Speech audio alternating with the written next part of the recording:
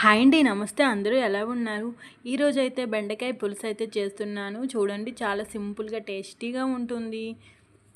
ఫస్ట్గా అయితే ఒక 3-4 అయితే టమోటాస్ అయితే మిక్సీ పట్టించుకోవాలండి. పట్టించుకున్న తర్వాత ఆయిల్ పెట్టి కొద్దిగా ఆయిల్ వేడెక్కాక అందులో ఆనియన్స్, వాము, జీలకర్ర అదే పోపు దినుసులు, ఎండుమిరపకాయలు వేగి తాలింపు కొద్దిగా వేగిన తర్వాత ముందుగా పట్టించుకున్న టమాటా పేస్ట్ అనేది ఇందులో యాడ్ చేసుకోవాలి.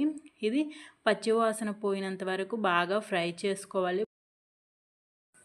ఇలా పైకి ఆయిల్ వచ్చినంత వరకు బాగా ఫ్రై చేసుకున్న తర్వాత ముందుగా కట్ చేసుకున్న బెండకాయ ముక్కలు కూడా ఈ టమోటా పేస్ట్లోనే వేసుకోవాలి. మరీ చిన్నగా అయితే బెండకాయ ముక్కలు కట్ చేసుకోకూడదండి. మరీ చిన్నగా కట్ చేసుకుంటే మనము కలిపేటప్పుడు ఆ బెండకాయ ముక్క అనేది విరిగిపోతుంది. అలాగే ఫస్ట్గా ఎందుకు టమోటా పేస్ట్ అనేది నేను ఫ్రై చేశానంటే ముందుగా వేసుకుంటే బెండకాయలు అనేవి ముక్కల్లా అయిపోతాయి. అందుకోసము ముందుగా టమోటా పేస్ట్ అనేది ఫ్రై చేసుకున్న తర్వాత అది ఫ్రై అయ్యాక ఈ బెండకాయలు వేసుకున్నాను.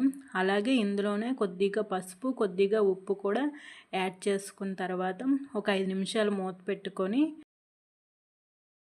తర్వాత ఆయిల్ చూసారా ఈ విధంగా పైకి తేలినట్టు బాగా ముక్కలు అనేవి ఫ్రై చేసుకోవాలి. ఈ విధంగా ఫ్రై అయిన తర్వాత దీంట్లోనే అలాగా కారము, కొద్దిగా గరం మసాలా కూడా యాడ్ చేసుకోవాలి. ఇందులో యాడ్ చేసుకుంటే ముక్కకు బాగా పడుతుంది. అలాగే తినేటప్పుడు దాని టేస్ట్ అనేది మనకి తెలుస్తుంది. పెద్ద నిమ్మకాయ సైజ్ అంత చింతపండునైతే ముందుగా అయితే నేనైతే నానబెట్టి పెట్టేసుకున్నానండి. పెట్టేసుకున్న తర్వాత ఇవి బాగా మగ్గిపోయిన తర్వాత ఈ నానబెట్టిన వాటర్ అనేది ఈ బెండకాయలో తాలింపులో యాడ్ చేసుకోవాలి.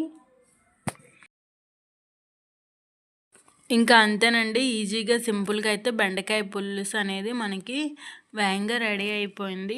ఈ విధంగా మనం అన్నీ ఒకసారి టేస్ట్ చూసుకోవాలి. పులుపు కానీ ఎక్కువగా ఉంటే దాంట్లో బెల్లమైనా లేదంటే షుగర్ అయినా ఏదో ఒకటి యాడ్ చేసుకుంటే పులుపు అనేది తగ్గుతుంది. మీరు ఎప్పుడైనా ఈ విధంగా బెండకాయ చారు చేస్తారా, లేదంటే మీరు ఎప్పుడు ఇలానే చేస్తారా? అంతే ఫ్రెండ్స్, చాలా ఈజీగా సింపుల్గా ఈ విధంగా చేసుకోవచ్చు. మా వీడియో కానీ మీకు నచ్చితే లైక్ చేయండి, షేర్ చేయండి, సబ్స్క్రైబ్ కూడా చేసుకోండి. ఇంకా బెండకాయ పులుసు అయితే దాని టేస్టే అబ్బా సూపర్గా ఉంది.